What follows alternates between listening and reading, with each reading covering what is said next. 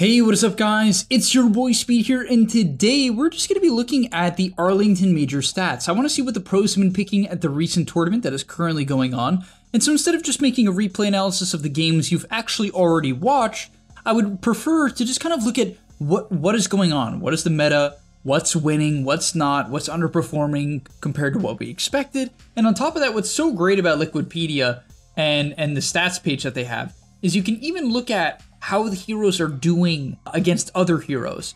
And this is awesome because we can kind of look like, for instance, Tiny, most popular hero of the tournament, not very surprising. It's first phase picked very consistently because it's a flexible hero. Win rate not so good, only 38% over 18 games, quite horrendous. And so what's also really cool about Liquipedia is you can pop up the details page and it gives you this really cool information on what teams are picking it. And then also what I find most interesting is when it plays against certain heroes, what is the win rate? So for instance, against Winter Wyvern, it has a 14% win rate. And I fully understand this. I think Tiny and Wyvern is a pretty horrendous matchup. You might be thinking to yourself, and I've had a lot of my friends tell me this, like, oh, but Tiny explodes Wyvern and jumps on Wyvern, right? It blinks and combos Wyvern. The thing is, Tiny combo kind of isn't good enough to burst a lot of supports nowadays with a fluffy hat and a raindrop. You can kind of live the burst a lot of the time, one fluffy hat raindrop. You can live the burst, and it's pretty hard to get on top of Wyvern as is. And then the thing is, Arctic Burn is so incredible against Tiny because he has so much HP and it's percentage-based damage, 9% of his health per tick. So if it's mid-Tiny, he just dies to Wyvern. On top of that, if someone gets comboed, you can just kind of heal them. I don't know. I've seen this matchup play out. It almost always seems Winter favored to me. And I think Winter Wyvern, let's see how that hero's performing. But yeah, in general, today we're going to be looking at the overall win rate. And now I want to tell you guys a little bit about DotaPlus from Overwolf. This is a free stats app you guys can download right now that's going to show you your stats for the last 3 months. So if you want to know your games played, your MMR, your win rate, your XPM, your GPM, all of these things you need to track to know how well you're doing and what you need to change to gain MMR, you can get for absolutely free. On top of that, the biggest reason why you need to download DotaPlus, at least for me, is the ban suggestions. Basically, it tells you what the enemy team is good at. It tells you their best heroes, what they've been winning with. You just ban it. You might be wondering why your good heroes, why your best heroes keep getting banned. It's because of DotaPlus. The enemy team is using it and banning out your best heroes. So go download DotaPlus right now, and I'll see you guys there. First of all, let's actually look at the most played heroes, and then we'll look into some exceptions after that. But not surprisingly, Tiny getting picked a lot, but not winning, which is a little bit surprising. I think the hero's quite good, but apparently it's not doing too well, at least right now. Puck, a very, very meta hero, actually doing well. Even though I thought this hero was relatively figured out, it seems to be doing, well, I guess quite well. So in terms of heroes that it's actually countering, it's very good against Jug. That's definitely true. The silence against Jug is very powerful. He can't Omni-Slash you, he can't really spin you. That matchup's good. It does well against Marcy, which makes sense because Marcy can't really gank it mid. You silence the Marcy, it's easy to phase shift when Marcy tries to go on you. It's definitely a good matchup. Notably though, it's actually currently winning against Tiny, which is actually considered to be somewhat of a counter to Puck. I actually don't think it counters Puck extremely hard, but it is one of the heroes that can, Tiny is one of the heroes that can reliably lock down Puck in general. So you'd kind of expect it to sort of be a Puck counter, but at least right now, even though it's a very low sample size, it's not necessarily winning. We have Dazzle at a 61% win rate. I think this hero is incredibly good. The numbers, once again, not a huge sample size. We're only 1 day into the tournament here, so let's not get too far ahead of ourselves. We're kind of looking at some preliminary numbers here. I will be looking and doing this exact same video probably 4 days from now, and then again going into the main stage, and then again at the end of the main stage. So I'm gonna make a couple of these videos as the tournament goes on. I think it's really fun for me. I enjoyed it. Hopefully you guys respond well to this video as well, and you smash the like button. Also comment down below what hero you think is underperforming right now. I honestly am very surprised with Tiny. Other heroes that have low win rates, we'll obviously take a look as the video progresses, but let's see if there's any really notable ones. Shaker got picked 3 times, lost every game. Not too surprising though. Other than that, probably, wow, Zeus is 1 in 6. I would say arguably one of the most meta heroes of the patch is 1 in 6.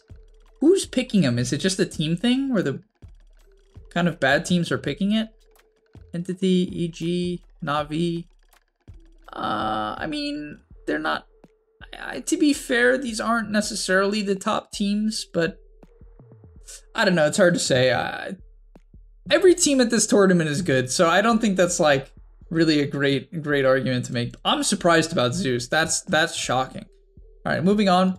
In terms of our games played here, we have Dazzle doing well, Wyvern doing okay, you know, just barely a positive win rate, only one more win than loss.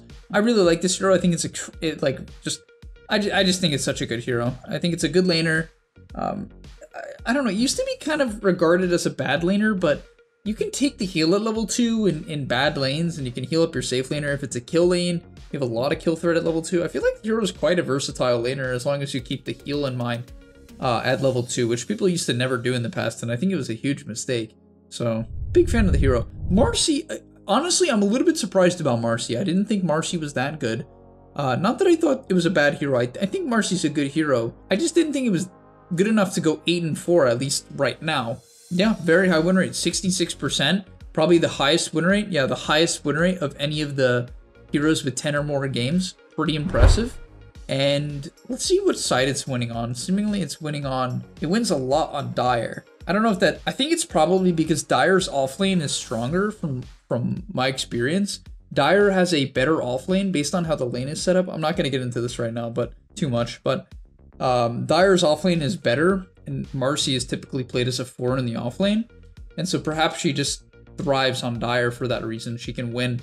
Like when you pick her with like Viper, Razor, DP on Dire, it's very hard to lane. Very, very hard to lane into Marcy. So yeah, pretty cool. Next up, one of the most contested heroes of the tournament, only ignored in 6.25% of games, is Razor. Hero with a 60% win rate, so doing quite well right now. Very versatile hero, typically picked in the first phase. Unironically, teams are first picking this hero. They will see no other heroes on the board, and yet they're first picking Razor. And you can do this in your pubs as well. You can literally first face it. There's really no major counters to Razor. Are there heroes that are good against Razor? Of course. Even let's pull up here. Let's see what it's actually losing to, if anything. Okay, there doesn't really seem to be a hero that has won like 4 games against it or something like that. But either way, this hero is extremely contested, and honestly, I understand. Like, it's just one of those heroes that really, it just has impact kind of no matter what. Its Q is such a freaking good ability. It's like in team fights, you click your Q, you hit 5 heroes with it, it does so much damage. You take your level 10 talent, which like is 60 extra damage on the pulse. It's just a high damage hero. Like it's a good laner, high damage. It doesn't give you any objective taking, which is the downside, but you can draft around that very easily. And so, yeah, I think the hero, even as the tournament progresses, I think the hero is going to stay first phase pick bam for the most of the tournament. I'm even surprised there's been games where it's been completely ignored. I guess that can happen. There's probably very specific openers that I guess a few teams shied away from, but in general, yeah, such a contested hero. Less contested is Death Prophet. Still very contested, more than I would have expected. 60% of games Death Prophet is contested. Actually quite surprising to me. I didn't think this hero would be that popular. I've been playing it as of late, and it feels great. The hero's win rate is only 50% though. But alright, not doing insanely well. I'm a little bit surprised to see DP so popular though. Monkey King getting picked a good amount here. Definitely just a flexible hero, 62% win rate. I saw Amar played in the offlane. It's a 4 hero, it's a safe laner. Just a very flexible hero. I think it's not surprising to me that it's not that contested though. It's kind of just one of those heroes where if the enemy team picks a bunch of like heroes that you think you can beat in lane, it can make drafting very hard. And so it's kind of the same thing in solo queue. You can like last pick Monkey King into like Tidehunter and crush him in lane, or like Lycan and crush him in lane, you know? And then you can kind of snowball from there. Outside of that, Lycan, a hero that I think is going to be very contested this tournament, maybe even more than Beastmaster. I know that's a bit of a hot take, but I think Lycan is honestly kind of a better laner than Beastmaster. I think it's easier to like go even with Lycan than it is with Beastmaster, and I think it's easier to come back into the game as Lycan personally. That's been my experience with the hero. It's a bit easier just to kind of have a bad game. Like, and you might be like, oh, what do you mean have a bad game? Is that normal? Yeah, it is. In high MMR, Lycan gets punished very hard because of his lack of range creep secure. That's like probably his biggest problem, and the wolves are like relatively mediocre early on. So yeah, the hero typically doesn't do too well, but a 70% win rate over 7 games, pretty high contest rate and 53%, which makes sense. because a lot of drafts right now, you can even see a lot of these heroes don't like playing against Lycan. Puck, I would say, is okay against Lycan, but not even then it's not great, because it's a bit mad to coil him. He can kind of just snap and run away. He doesn't really care about getting silenced unless he doesn't have his ulti going. So that's not a great matchup. Dazzle's not great. Wyvern is good against Lycan. I would say Marcy's, it can gank Lycan in lane. The reason why Marcy can kind of counter Lycan is you can sort of mess with him in lane. In the laning stage, you can gank him really easily. But yeah, and then Razor doesn't like Lycan. DP doesn't like Lycan. Monkey King is okay. Batrider doesn't really like Lycan. There's a lot of heroes that just, like, Zeus hates Lycan, so. Batrider doing quite well. We've seen this as almost only a mid. A couple offlane games. It does okay. Juggernaut losing most of its games. I'm even surprised it's gotten picked this much. I didn't think it would be that picked, but I guess teams just think it's reliable. I don't know. Zeus, crazy low win rate. Dawnbreaker, a hero that is shocking to me, still winning most of its games. I thought this hero was way more figured out. I thought people knew how to counter it. Generally, what I've been seeing is Wyvern hard counters it. I think Zeus is extremely good against it. I think Puck counters the hero. I think Tiny is good against Dawnbreaker. Like, all these meta heroes, I feel like kind of counter the hero. I think picking a stun, like Clockwork against it in lane, is sort of a counter to it. So I don't know. I felt like a lot of the meta heroes kind of counter it, but it's just versatile. So I guess even though it's getting countered, you can kind of still get away with it. It can still win lanes. You can pick it in any role, so it's hard to draft against. Like, it's a very hard hero to draft against, because it can go literally 1 through 5, can play any of the roles. So yeah, it's winning its game. TA winning its games. Yeah, it's just a solid hero. Honestly, TA's been so good for so long. The hero's not like OP, I don't think, but it's been so good for so long. Where's Bristleback? I'm surprised it's not getting picked this much. I will say that I think people are starting to figure it out a little bit by picking like DPs and Dooms and such to counter it when it does get picked. Even Veno is like an interesting counter to it, but or Slaughter is another one I'd seen. I don't know. I'm surprised it's not getting contested. I thought this hero would be a bit more contested. Still 50% of games, which you can see it's getting banned a lot. So to be fair, you know, if we go over bans, like it's up there, right? I would imagine. Did I do that wrong? Yeah, so it's up there in terms of bans. So you can see if it is a good Bristle game, like the enemy team doesn't have access to one of the counters, it's getting banned. So yeah, okay. I think it would have way more than 2 games if that wasn't the case. So I guess that's fair. And yeah, any other heroes with really impressive win rates? Chaos Knight at 80%, Snapfire at 66, 4-2. I'm a big fan of Snapfire. I think the hero's very good. Good laner, good team fight. Just a good wave clear, good tower defense. I feel like it just offers a lot. It's a very well-rounded hero. One of the most well-rounded heroes in Dota. Even when it gets Blink and Shard, it can be an initiator. It's really cool. Snapfire is so versatile.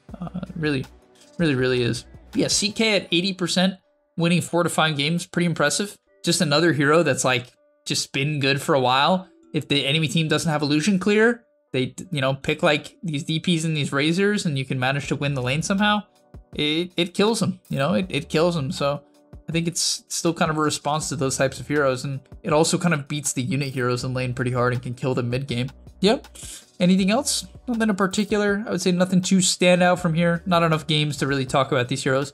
But alright, thank you guys so much for watching. I'll probably do another one of these in 4 to 5 days when we have a lot more information. But I kind of wanted to give you guys a gist of what's getting picked, what you should expect, and what's winning and what's not. Not too much information yet in terms of games played, but enough to make some interesting conclusions. But alright, thank you guys so much for watching. I'll see you in the next one, and I'm out.